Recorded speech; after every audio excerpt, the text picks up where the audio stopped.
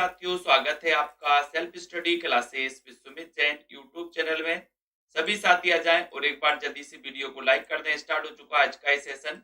जिन भी साथियों ने सेल्फ स्टडी क्लासेस का ये वाला जो ऐप है डाउनलोड नहीं किया, सभी साथी डाउनलोड कर लें दोस्तों।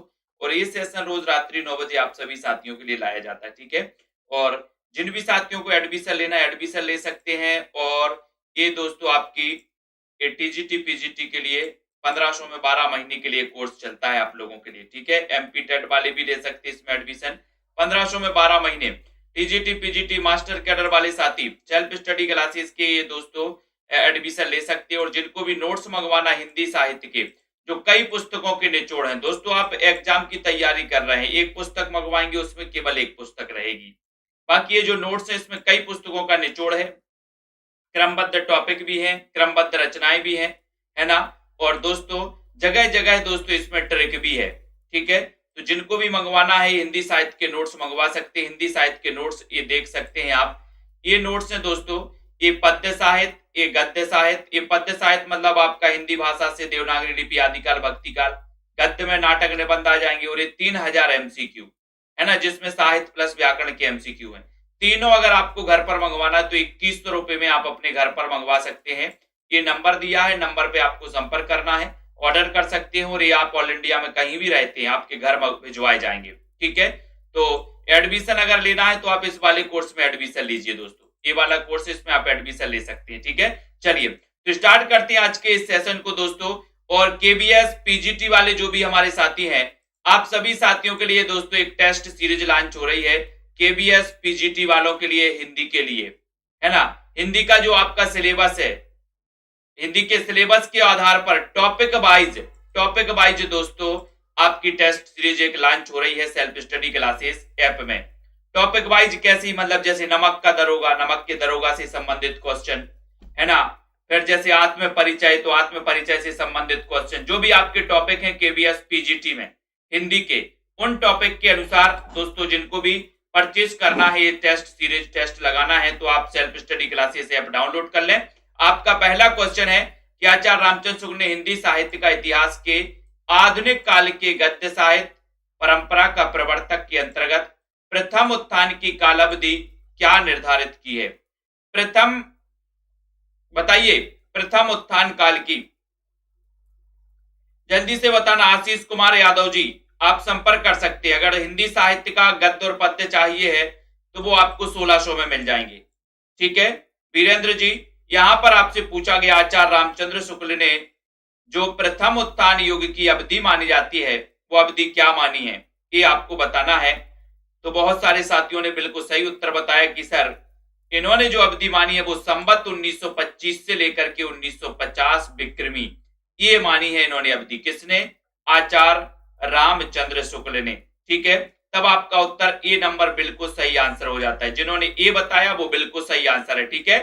मिश्र बंधुओं ने परिवर्तन काल की समय सीमा क्या मानी है। आपने पढ़ा होगा मिश्र बंधुओं के बारे में कि सर मिश्र बंधुओं की अगर बात करें, ठीक है, बिल्कुल बहुत बढ़िया मीनाक्षी जी, है ना। तो यहां पर आपको बताना है, जल्दी से बताइए मिश्र बंधुओं के बारे में। मिश्र बंधुओं ने परिवर्तन काल की समय सीमा निर्धारित की है, तो क्या निर्धारित की है। इन्होंने अपने ग्रंथ में हिंदी साहित्य के इतिहास को 5 कालखंडों में बांटा था। अब इन्होंने परिवर्तन काल, इसकी समय सीमा क्या निर्धारित की है। 2 नंबर का क्वेश्चन है। सभी साथी एक बार शेयर जरूर कर देंगे दोस्तों अपने मित्रों को, ठीक है। ये क्लास रोज रात्रि 9 बजे होती है। और 2 नंबर के क्वेश्चन में सभी लोगों ने आंसर लगाया कि सर संवत 1890 से लेकर के 1925 ये इन्होंने निर्धारित की है परिवर्तन काल की समय सीमा। बहुत बढ़िया, ये नंबर आपका बिल्कुल सही हो जाएगा। संवत 1890 से लेकर के 1925, ठीक है, ये माना है इन्होंने परिवर्तन काल। बहुत बढ़िया, अगले क्वेश्चन की ओर हम जाएंगे। अगला क्वेश्चन आपकी फोर्ट विलियम कॉलेज की स्थापना बताना है। फोर्ट विलियम कॉलेज की स्थापना कब हुई। फोर्ट विलियम कॉलेज की स्थापना बताइए, जल्दी से चयन करिए। बहुत ही बढ़िया क्वेश्चन है। वीडियो को लाइक भी कर देना दोस्तों, शेयर भी कर दो अपने साथियों तक।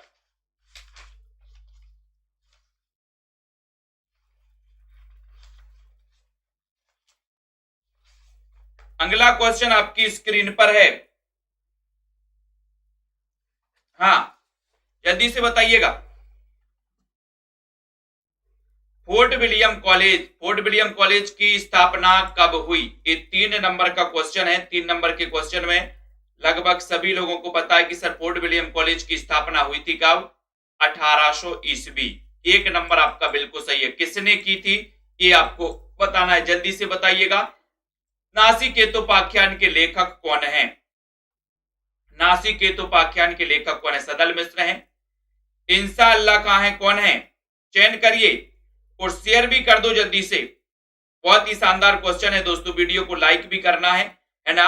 नासिकेतोपाख्यान के लेखक कौन है? सेल्फ स्टडी क्लासेस का ऐप डाउनलोड कर लो और ये क्लास रोज रात्रि 9 बजे होती है आप सभी साथियों के लिए, ठीक है। इसके बाद 9:45 पर टिर्की गुरु यूट्यूब चैनल पर आपके लिए क्लास लाई जाती है। यहां पर शानदार क्वेश्चन पूछा गया, 4 नंबर का क्वेश्चन है और उत्तर है सदल मिश्र। 1 नंबर आपका बिल्कुल सही है, सदल नासिकेतोपाख्यान। उदयभान चरित के लेखक कौन है? उदयभान चरित इसके लेखक कौन है? इंशाअल्लाह कहां है? मिश्र बंधु हैं। कौन माने जाते उदयभान चरित के लेखक? और लाइक कर दो जल्दी से। जॉन गिलक्राइस्ट हैं, सदल मिश्र हैं। वीडियो को शेयर कर दीजिए दोस्तों। उदयभान चरित और इसके जो रचनाकार हैं, 5 नंबर का क्वेश्चन है। सभी का उत्तर जा रहा है कि सर इसके रचनाकार है इंशाअल्लाह खां, है ना।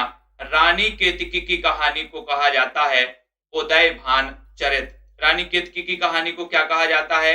उसका एक अन्य नाम क्या है? उदयभान चरित। और इसके रचनाकार कौन है?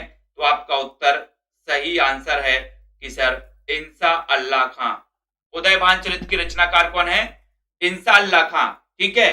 तब आपका उत्तर 1 नंबर बिल्कुल सही हो जाता है। 1 नंबर राइट आंसर, ठीक है, वेरी गुड। नेक्स्ट क्वेश्चन आ रहा है दोस्तों आपका, सुख सागर की रचना किसने की? सुख सागर 6 नंबर का क्वेश्चन है। 500 प्रश्नों की शानदार सीरीज है आप सभी साथियों के लिए। तो यहां पर बताइए सुख सागर की रचना बताना। 6 नंबर का क्वेश्चन है, सुख सागर इसकी रचना किसने की है? 6 नंबर में सभी लोग आंसर बता रहे कि सर इसका राइट आंसर है सदा सुखलाल। सदा सुखलाल ने सुख सागर की रचना की। 1 नंबर आपका बिल्कुल सही है। सुख सागर की रचनाकार कौन है? सदा सुखलाल, ठीक है। उसके बाद आती है प्रेम सागर और माधव विलास। 7 नंबर का क्वेश्चन है। वीडियो को लाइक भी कर दीजिए दोस्तों, राजेंद्र जी शेयर कर दीजिए। जो भी हमारे केबीएस पीजीटी की तैयारी कर रहे हैं, केबीएस पीजीटी, इनके लिए मैंने एक बहुत शानदार हिंदी के लिए टेस्ट सीरीज लॉन्च की है, जो आपका पैटर्न बदल गया उसके अनुसार, है ना। ऐप डाउनलोड कर ले सभी साथी सेल्फ स्टडी क्लासेस का। प्रेम सागर और माधव विलास इसके रचनाकार कौन है? 7 नंबर का क्वेश्चन है। सभी का आंसर है कि सर इसके रचनाकार है लल्लू लाल, यानी कि आपका जो सी नंबर है वो बिल्कुल सही है। भाषा योग वशिष्ठ के लेखक कौन है? भाषा योग वशिष्ठ 8 नंबर का क्वेश्चन है। भाषा योग वशिष्ठ, भाषा योग वशिष्ठ के रचनाकार बताना है 8वें।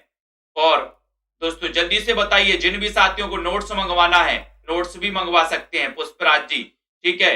भाषा योग वशिष्ठ के लेखक कौन है? 8 नंबर का शानदार क्वेश्चन बताना है और सभी का आंसर है कि सर राम प्रसाद निरंजनी, यानी कि आपका जो 1 नंबर है वो बिल्कुल शानदार क्वेश्चन है। बहुत बढ़िया, अगले क्वेश्चन की ओर हम जाएंगे। अगला क्वेश्चन है यहाँ पर, फोर्ट विलियम कॉलेज में हिंदी के प्राध्यापक थे तो कौन थे? 9 नंबर सोनू निगम जी। Uma ji, fort William college में हिंदी के प्राध्यापक कौन थे? जॉन गिलक्राइस्ट, इंशाअल्लाह खां, राम प्रसाद निरंजनी, जगत सिंह, कौन थे? फोर्ट विलियम कॉलेज जिसकी स्थापना 1800 में हुई थी दोस्तों, 1800 ईस्वी में। 9 नंबर का क्वेश्चन है और 9 नंबर के क्वेश्चन में सभी को पता है कि सर हिंदी के जो प्राध्यापक थे वो प्राध्यापक थे जॉन गिलक्राइस्ट। 1 नंबर आपका सही है, ठीक है। नेक्स्ट क्वेश्चन है, आधुनिक हिंदी साहित्य में द्विवेदी युग का नामकरण किस रचनाकार के नाम से किया है? आधुनिक हिंदी साहित्य में द्विवेदी युग का नामकरण किस रचनाकार के नाम पर किया है? बताइए। हिंदी साहित्य कुमकुम जी, रनीता जी, सभी लोग सब्सक्राइब जरूर कर ले चैनल को। 10 नंबर का क्वेश्चन है और 10 नंबर के क्वेश्चन में सभी का आंसर है महावीर प्रसाद द्विवेदी। ठीक है, ये जो 1 नंबर है, 1 नंबर आपका बिल्कुल सही है। आधुनिक हिंदी साहित्य में द्विवेदी युग का नामकरण किया है महावीर प्रसाद द्विवेदी ने। ठीक है, हिंदी साहित्य के आधुनिक काल को इस नाम से भी अभिहित किया गया। आधुनिक काल को किस नाम से, बताओ, आधुनिक काल को किस नाम से अभिहित किया गया और किसने किया ये भी बता देना जल्दी से। तो बताइए, रूबी बालाजी, धीरेन्द्र जी, नूतन पांडे जी, सभी लोग बताएंगे 11 नंबर के क्वेश्चन में। और राइट आंसर क्या जा रहा है यहाँ पर, चयन करो जल्दी से 11 का उत्तर। और सभी लोग बता रहे कि सर हिंदी साहित्य के आधुनिक काल को एक नाम और दिया है, वो नाम दिया है गद्यकाल। और ये गद्यकाल नाम किसने दिया है तो आपको बताना है। हिंदी साहित्य के आधुनिक काल को गद्यकाल नाम किसने दिया, तो आपका यहाँ पर डी सही है। उत्तर आपको बताना है भारतेंदु खड़ी बोली में रचित कविताओं का संग्रह किस नाम से प्रसिद्ध है। भारतेंदु का खड़ी बोली में रचित कविताओं का संग्रह किस नाम से प्रसिद्ध है। फूलों के गुच्छा नाम से, प्रेम मालिका नाम से, वर्षा विनोद या फिर प्रेम फुलवारी नाम से। तो बताओ, भारतेंदु की खड़ी बोली की रचित कविताओं का जो संग्रह है वो किस नाम से प्रकाशित है। शेयर कर दो सभी साथी, 12 नंबर का क्वेश्चन है और राइट आंसर जा रहा है कि सर फूलों का गुच्छा। फूलों का गुच्छा 1 नंबर आपका बिल्कुल सही है। फूलों का गुच्छा आपका राइट आंसर है। ठीक है, प्रयाग रामागमन के लेखक कौन है 13 में। प्रयाग रामागमन, इसके लेखक कौन है सभी लोग बताएं। पंजाब मास्टर कैडर वाले साथी भी दोस्तों सेल्फ स्टडी क्लासेस का ऐप डाउनलोड कर लेंगे। प्रयाग रामागमन के लेखक बताना है, भारतेंदु हैं, प्रेम घन है, प्रताप नारायण मिश्र हैं, अंबिका दत्त व्यास हैं। 13 नंबर का क्वेश्चन है और 13 में आपका उत्तर है प्रयाग रामागमन, है ना। प्रयाग रामागमन के रचनाकार कौन है, राइट आंसर है कि सर जैसे ही हमने प्रयाग का रामागमन किया और प्रेम के घन छा गए, प्रयाग रामागमन, है ना। तो उत्तर आपका हो जाएगा बी नंबर। ठीक है, बहुत बढ़िया। जगत सच्चाई सार कविता के लेखक कौन है। जगत सच्चाई सार प्रताप नारायण मिश्र हैं, राधा कृष्ण दास हैं, भारतेंदु हैं, श्रीधर पाठक हैं। जगत सच्चाई सार 14 नंबर का क्वेश्चन है। 14 का राइट आंसर बताइए। जगत सच्चाई सार, जगत की सच्चाई का सार किसको पता चलता है, जो पढ़ता है उसको, जो नहीं पढ़ता उसको। बोले सर जगत की सच्चाई का सार पता चलता है किसको, एक पाठक, पाठक यानी श्रीधर पाठक। 4 नंबर आपका बिल्कुल सही है। वैदेही वनवास नामक काव्य किसका है 15 में। वैदेही वनवास राधा कृष्ण दास का, हजारी प्रसाद, अयोध्या सिंह उपाध्याय, हरिओद या फिर श्रीधर पाठक। 15 नंबर के सभी लोग आंसर बताएंगे। 15 नंबर का राइट आंसर है 15 में वैदेही वनवास। वैदेही वनवास के रचनाकार कौन है, चयन करना है। सभी लोगों ने बताया कि सर वनवास गए थे, कहां से, अयोध्या से। अयोध्या से वनवास गए थे, है ना। तो वैदेही वनवास और अयोध्या से गए थे, तो अयोध्या से उपाध्याय, हरिओद। 3 नंबर आपका सही है, कहीं ना कहीं एक दूसरे से रिलेटेड है। ठीक है, रंग में भंग नामक कृति किसकी है। 16 में रंग में भंग नामक कृति बताना है। शानदार कृति है, दयाराम जी बताइए, सुनैना जी, हेमंत जी, रामकुमार वर्मा की, अयोध्या सिंह उपाध्याय, हरिओद, मैथिलीशरण गुप्त, सूर्यकांत त्रिपाठी, निराला। 16 नंबर का क्वेश्चन है, बहुत ही बढ़िया क्वेश्चन है। 16 का उत्तर रंग में भंग, है ना। बोले सर मैथी डाल के तो रंग में भंग कर दिया। मैथी से मैथिली शरण गुप्त, मैथिली शरण गुप्त की रचना है रंग में भंग। 3 नंबर आपका बिल्कुल सही है। अगले क्वेश्चन की ओर हमें बढ़ना है।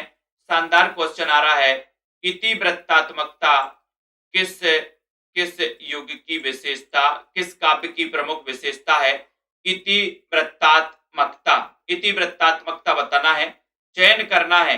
इतिवृत्तात्मकता किस युग की विशेषता है। 17 नंबर का क्वेश्चन है, इतिवृत्तात्मकता बताना है।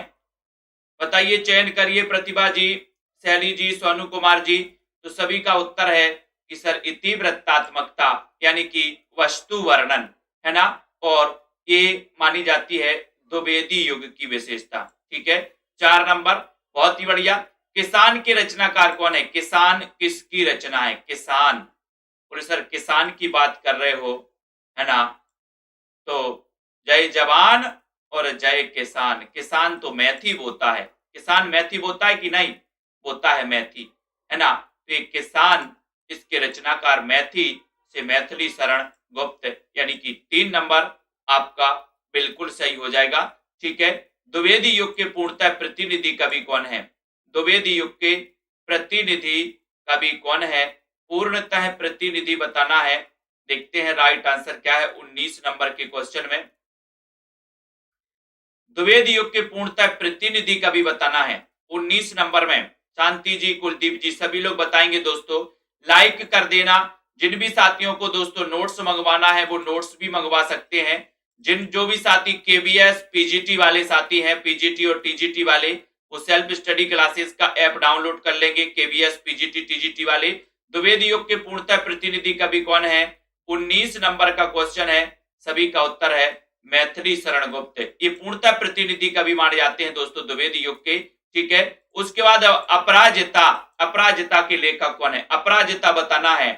बताओ, 20 नंबर का क्वेश्चन है, 20 का उत्तर बताइएगा। अपराजिता, इसके रचनाकार कौन है? अपराजिता, बहुत ही बढ़िया, ये रचना पूछी गई है दोस्तों। 20 का उत्तर अपराजिता, नरेंद्र कोहली, उदय प्रकाश, रामेश्वर शुक्लांचल या फिर पंत। अपराजिता के लेखक कौन है? राइट आंसर है, कौन है? बहुत बढ़िया, रामेश्वर शुक्ल अंचल। बोले सर हमारे अंचल में अपराजिता का पौधा लेखा, एक पौधा आता है अपराजिता, है ना, अपराजिता का पौधा आता है दोस्तों। ठीक है। बहुत ही शुभ माना जाता है अगर आप घर में लगाते हैं अपराजिता। अपराजिता बोले हमारे अंचल में लगा है सर अपराजिता। ठीक है। उर्मिला किसका प्रबंध काव्य है? उर्मिला बताना है किसका प्रबंध काव्य है? दिनकर, बालकर्ण शर्मा, नवीन, मैथिली शरण गुप्त, जयशंकर प्रसाद। चयन कर लो जल्दी से। जिन भी साथियों को एडमिशन लेना है, मात्र 1500 रुपए में 12 महीने के लिए एडमिशन आप ले सकते हो। हेमंत जी, उर्मिला किसका प्रबंध काव्य है? 21 नंबर का क्वेश्चन है। उर्मिला, और उर्मिला ए उर्मिला ए उर्मिला। बोले भैया उर्मिला उर्मिला क्यों गा रहे हो? बोले सर ये उर्मिला के बाल बहुत अच्छे हैं। बाल, बाल अपन को याद रख लेना, उर्मिला याद रख लेना। ठीक है। ये भी अपन को याद रख लेना है। तो ये आपका राइट है, बाल कृष्ण शर्मा नवीन। नवीन बी नंबर आपका सही है। ठीक है। बहुत बढ़िया।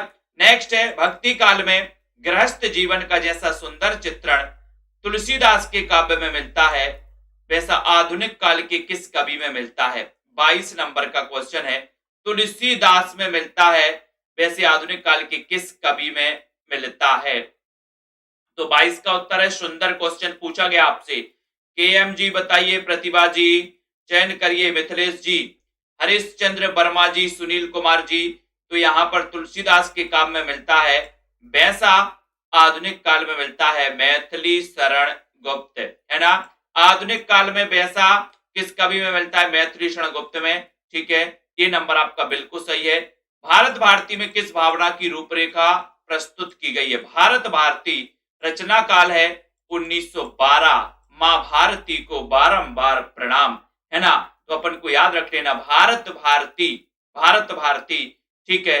मैथिली शरण गुप्त की रचना है।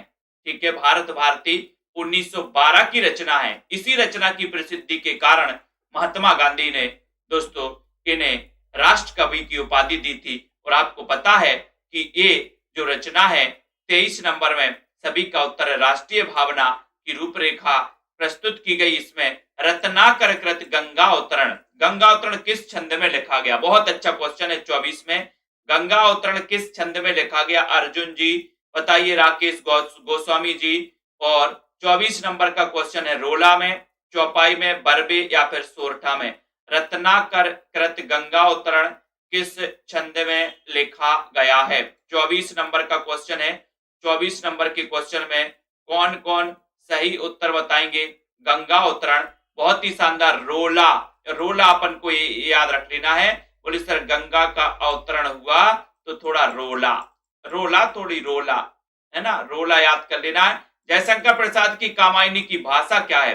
कामायनी 1935 का ये महाकाव्य है दोस्तों। ठीक है।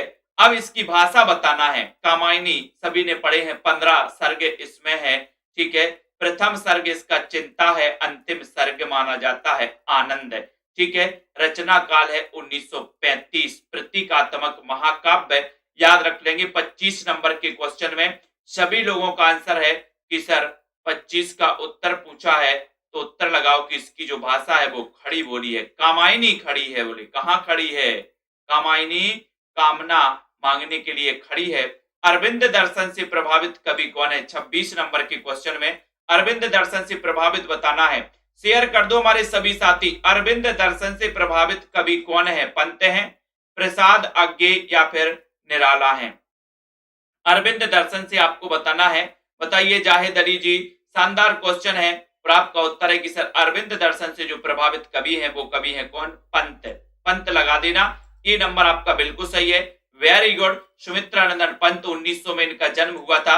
इस करुणा कलित हृदय में क्यों अकल अब विकल रागिनी बजती, ये पंक्ति किसकी है? ये पंक्ति कई बार पूछी गई।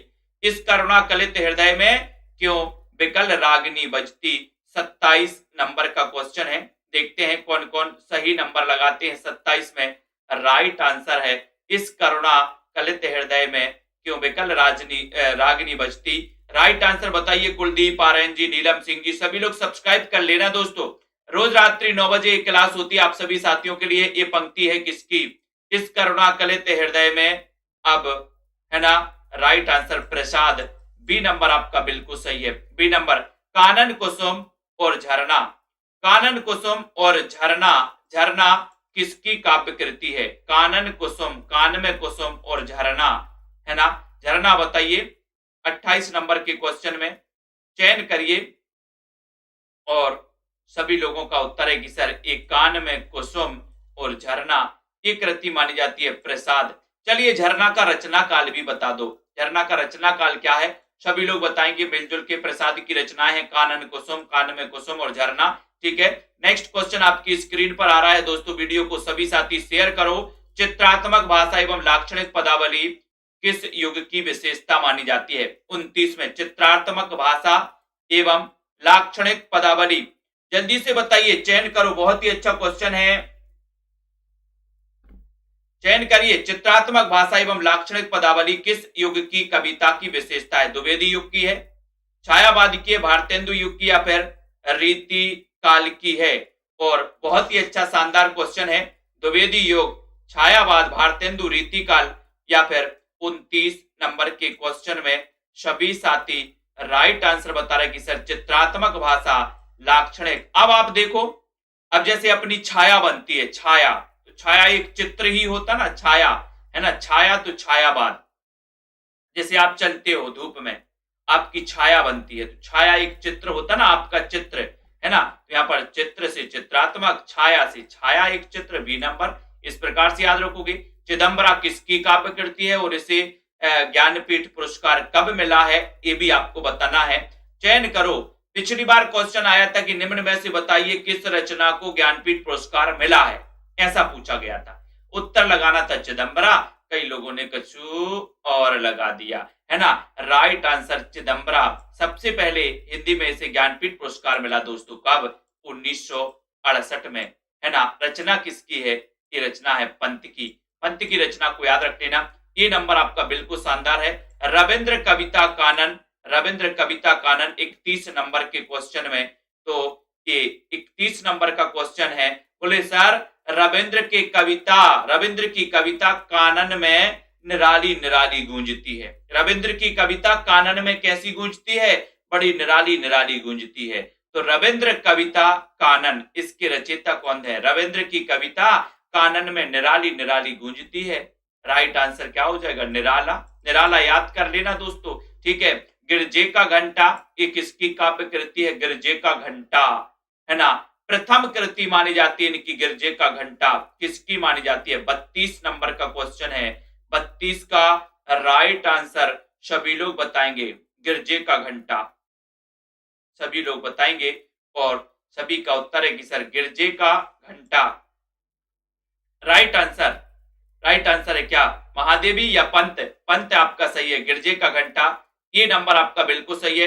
परिमल किसकी काव्य रचना है? परिमल, परिमल बताना है 33 नंबर के क्वेश्चन में। शेयर कर दो हमारे सभी साथी दोस्तों। रोज रात्रि 9 बजे क्लास चल रही है, आपकी कंटिन्यू क्लास चलती है। जिन भी साथियों को पेड क्लास में, पेड कोर्स में एडमिशन लेना वो ले सकते हैं।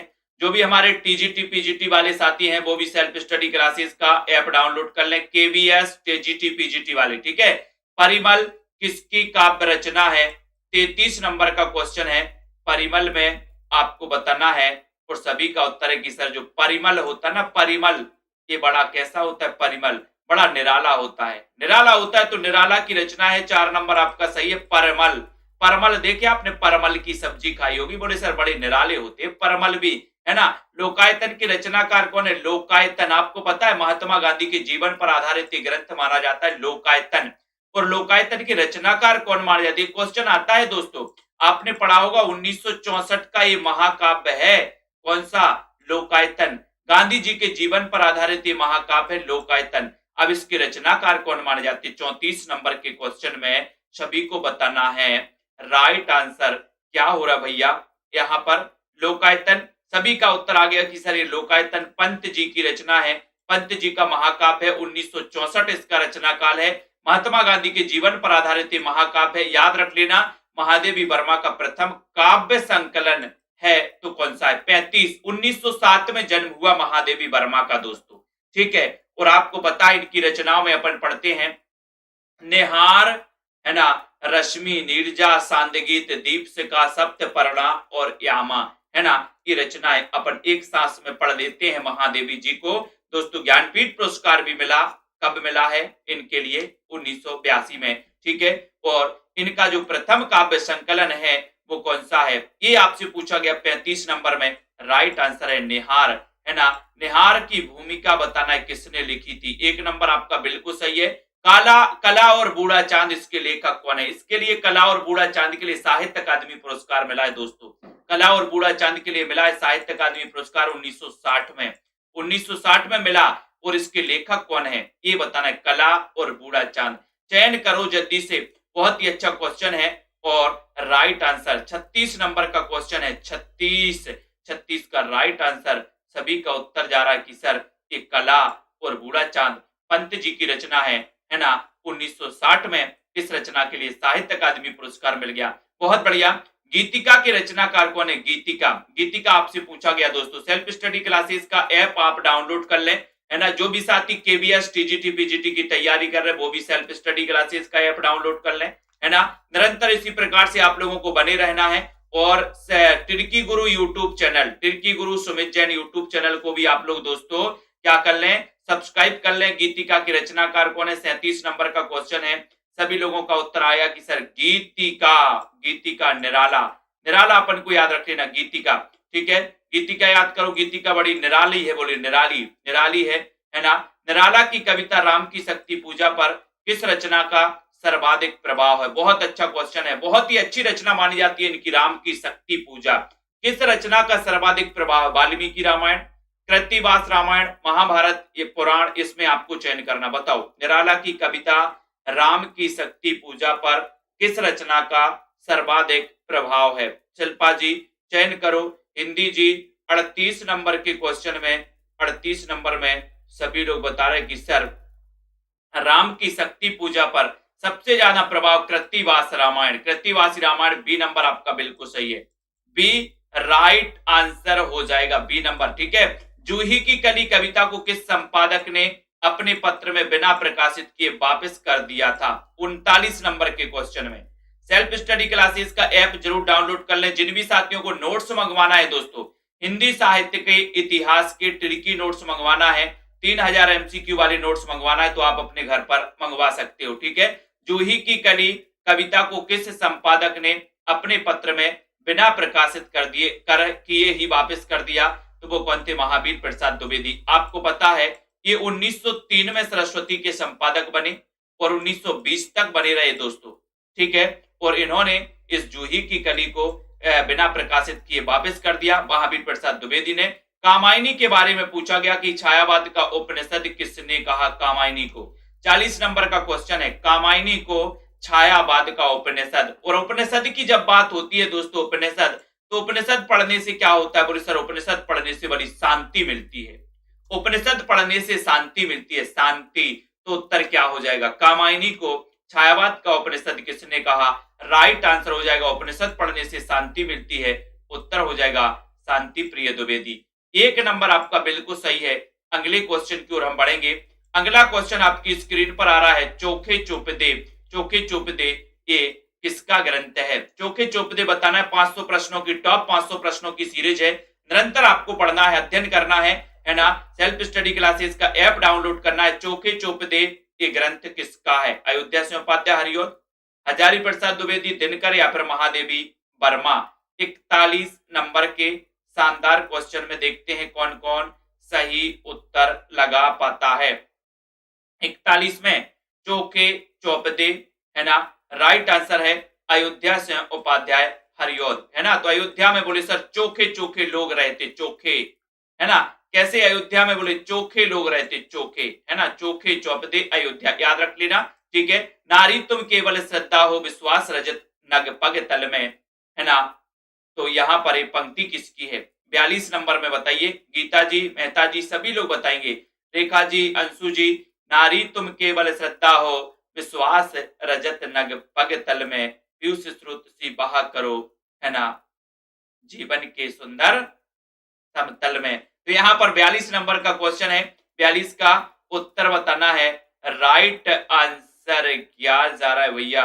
42 नंबर के क्वेश्चन में सभी लोगों ने आंसर लगाया कि सर ये जो पंक्ति है ये पंक्ति है प्रसाद की, नारी तुम केवल श्रद्धा हो है ना।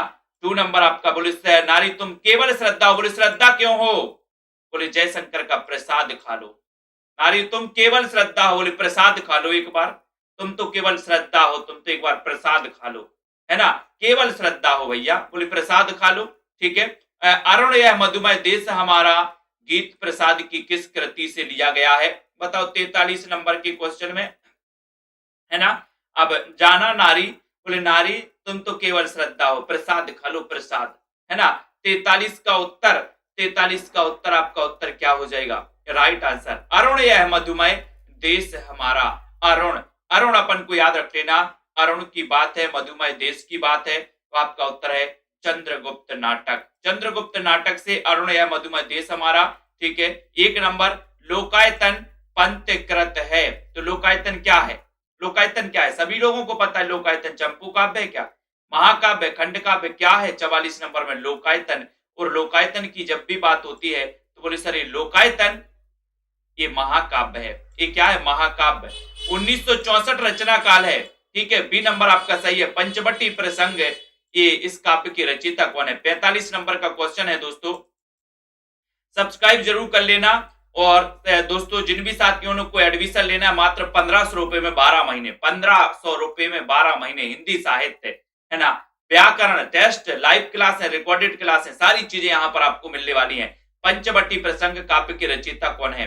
45 का उत्तर सभी लोग लगा रहे हैं, अधिकांश लोग लगा रहे हैं मैथिली शरण गुप्त, लेकिन यहाँ पर उत्तर क्या हो जाएगा? उत्तर तो कुछ और ही है ना। राइट आंसर बताया कि सर ये पंचवटी का प्रसंग बड़ा निराला है, पंचवटी का प्रसंग निराला है। ऐसे ही तो गड़बड़ हो जाता है अपना। अगर केवल पंचवटी पूछा जाता, पंचवटी किसका खंड काव्य है? पंचवटी, तो पंचवटी मैथिली शरण गुप्त और प्रसंग और जुड़ गया तो पंचवटी का प्रसंग फिर निराला हो जाएगा। बोले पंचवटी का प्रसंग कैसा है? बड़ा निराला है।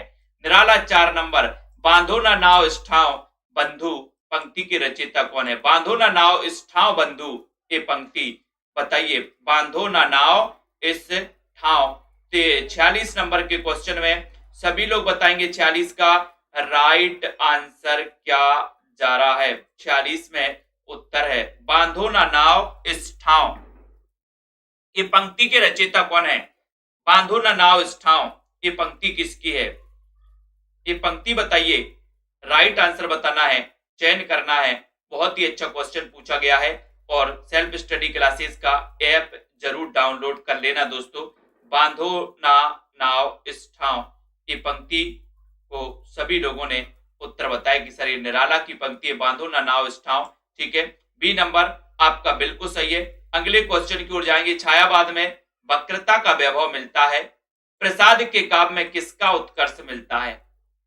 बताओ, छायावाद में वक्रता का वैभव मिलता है, प्रसाद के काव्य में किसका उत्कर्ष मिलता है? अभिव्यंजना का, अभिव्यंजना का, रहस्यवाद का, यथार्थवाद या फिर कल्पनाश्रित। 47 नंबर, बहुत बढ़िया Jitu Gupta ji, very good. 47 number का क्वेश्चन है, 47 का उत्तर बताना है, राइट चयन करना है। तो आपको पता है कि प्रसाद के काम में उत्कर्ष मिलता अभिव्यंजना का। 1 नंबर आपका बिल्कुल सही है। ठीक है, नेक्स्ट है, राष्ट्रीय काव्यधारा के किस कवि को एक भारतीय आत्मा कहकर कहकर संबोधित किया गया? एक भारतीय आत्मा कहकर किसे संबोधित किया गया? सरोज निगम जी बताइए, अर्जुन जी चयन करिए। 48 नंबर का क्वेश्चन है दोस्तों। और सूबेदार जी, एक भारतीय आत्मा कहकर चयन किया गया माखनलाल चतुर्वेदी। ठीक है, और एक क्वेश्चन आता है कि एक राष्ट्रीय आत्मा किसे कहा जाता है? राष्ट्रीय आत्मा। ठीक है, भारतीय आत्मा में तो आपने माखनलाल लगा दिया, बहुत सारे बचपन से पढ़ते आ रहे। लेकिन दिनकर की कौन सी कृति भीष्म पितामह एवं धर्मराज के संवाद के रूप में रचित है? बहुत अच्छा क्वेश्चन है। दिनकर, रामधारी से दिनकर, जिनका जन्म 1908 में हुआ था दोस्तों। ठीक है, और दिनकर की कौन सी कृति है जो भीष्म पितामह एवं धर्मराज के संवाद के रूप में रचित है? 49 नंबर का क्वेश्चन है। 49 नंबर के क्वेश्चन में देखते कौन कौन सही उत्तर लगाता है। और आपका राइट आंसर है कि सर इनकी रचना है कौन सी? कुरुक्षेत्र। ये भीष्म पितामह और धर्मराज के संवाद के रूप में रचित है। और बोले सर कुरुक्षेत्र, तो कुरुक्षेत्र दिन में जाना, कुरुक्षेत्र जाओ ना, तो दिन में जाना रात में नहीं जाना। कुरुक्षेत्र। दिनकर, रसवंती, ओंकार, ओंकार भरना है तो दिन में भरना। हारे के हरिनाम, इस काव्य ग्रंथ की रचनाकार कौन है? हारे के हरिनाम, हारे के हरिनाम। 50 नंबर का बहुत ही बढ़िया क्वेश्चन है। 50 में सभी लोग बताएंगे, लाइक भी करना है और 50 का उत्तर भी बताना है। हारे के हरिनाम, हारे के हरिनाम। और बोले सर हरि का नाम तो हम दिन में लेते हैं, हरि का नाम दिन में लेना, दिन में तो दिनकर, हरि का नाम दिनकर, दिनकर। ये आपका 1 नंबर बिल्कुल सही है। निशा निमंत्रण की रचनाकार कौन है दोस्तों? निशा निमंत्रण केबीएस पीजीटी में एक आपकी कविता है आत्म परिचय, जिसके रचनाकार हरिवंश राय बच्चन है, जिनका जन्म 1907 में हुआ था दोस्तों। उनकी रचना में मधुशाला, मधुबाला, मधु कलश, निशा निमंत्रण, एकांत संगीत आदि इनकी प्रमुख रचनाएं मानी जाती। किसकी? हरिवंश राय बच्चन, जिन्हें छई रोमांस का कवि कहा जाता है, हालावाद के प्रवर्तक भी माने जाते हैं। कौन? हरिवंश राय बच्चन, जिनकी आत्मकथा क्या भूलूं क्या याद करूं 4 खंडों में दोस्तों विभाजित है। ठीक है, तो यहाँ पर निशा निमंत्रण, निशा को निमंत्रण दिया किसने? बोले बच्चों ने, बच्चों ने से बच्चन हो जाएगा हरिवंश राय बच्चन। 3 नंबर आपका बिल्कुल सही हो जाएगा। निराला के बादल राग कविता का संबंध है तो किससे है दोस्तों? बादल राग, ये भी केबीएस में बादल राग, बादल राग केबीएस पीजीटी में बादल राग कविता है ना? तो बताइए बादल राग कविता का संबंध किससे? प्रगतिवाद, प्रयोगवाद। बादल राग का संबंध बताना है, प्रगतिवाद से है, प्रयोगवाद से है, या फिर दोस्तों यहाँ पर और भी क्वेश्चन आपके विकल्प हैं, है ना? और विकल्प है प्रकृति चित्रण से है या फिर अप्राकृतिक चिंतन से है। 52 नंबर का क्वेश्चन है और आपका उत्तर है 52 में कि सर बादल राग का संबंध है प्रगतिवाद से, प्रगतिवाद से संबंध है। 1 नंबर आपका सही हो जाएगा, 1 नंबर वाला प्रगतिवाद, प्रगतिवाद लगाना है आपको। ठीक है, कई जगह आपको प्रकृति चित्रण मिल जाएगा, गलत है, प्रगतिवाद से संबंध है। ये याद कर लेना। 53 नंबर का क्वेश्चन है, केदारनाथ अग्रवाल, केदारनाथ अग्रवाल किस धारा के कवि माने जाते हैं दोस्तों? केदारनाथ अग्रवाल के बारे में बताना है और लाइक कर देना। सेल्फ स्टडी क्लासेस परिवार को आगे बढ़ाना। आर्यन जी, अनंत जी, अगर आपको थोड़ी सी भी मदद मिल रही है सेल्फ स्टडी क्लासेस से तो निश्चित रूप से आपका भी दायित्व बनता है कि हम इस चैनल को, इस परिवार को आगे बढ़ाएं, है ना? इसको शेयर करें, अपने फेसबुक पर शेयर करें, इंस्टा पे शेयर कर सकते हो दोस्तों। इस सेल्फ स्टडी क्लासेस परिवार को आगे बढ़ाने के लिए अपने मित्रों तक शेयर कर सकते हो कि आइए सेल्फ स्टडी क्लासेस में, जहां एक सर हैं जो रेगुलर आपको फ्री में भी पढ़ाते हैं दोस्तों। आपको पता है ये क्लास फ्री चलती है आप लोगों के लिए, और ऐसे नहीं 5 साल से फ्री चल रही, कंटिन्यू क्लास बंद नहीं होती, है ना?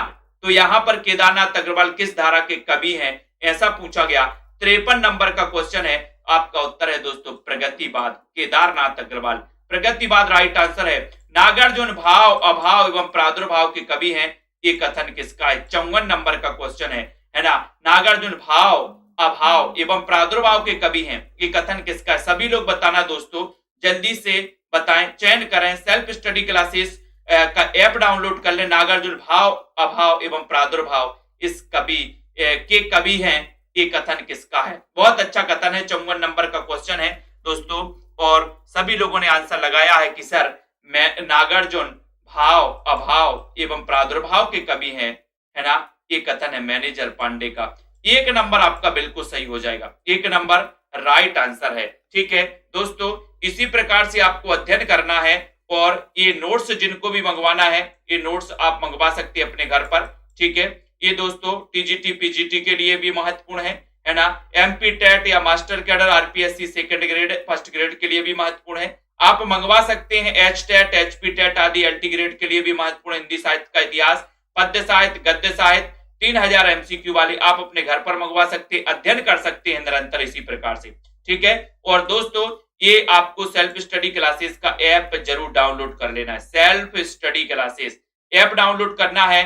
हेमंत जी, रतिपाल, तनु जी, रोज जी, सूबेदार, राहुल राज जी, सरिता जी, ठीक है, अनंत कुमार जी, मनीषा जी, मेधा जी, अयांश विष्ट जी, अंशु जी, अंजलि जी, नामवार सिंह जी, सूबेदार जी, रबली जी, प्रतिमा जी, और गीता जी, कुलदीप जी, बीनू, आकांक्षा, के एम, सुषमा, हेमंत जी, प्रियंका जी, पार्वती जी, जाहिद अली जी, विश्वास मलिक जी, रतिपाल जी, वेरी गुड, बहुत बढ़िया। सभी साथियों को धन्यवाद। 9:45 पर आपकी क्लास आने वाली है दोस्तों, काय पे, टिड़की गुरु यूट्यूब चैनल पर। बने रहें, अध्ययन करते रहें रेगुलर। ठीक है, बहुत ही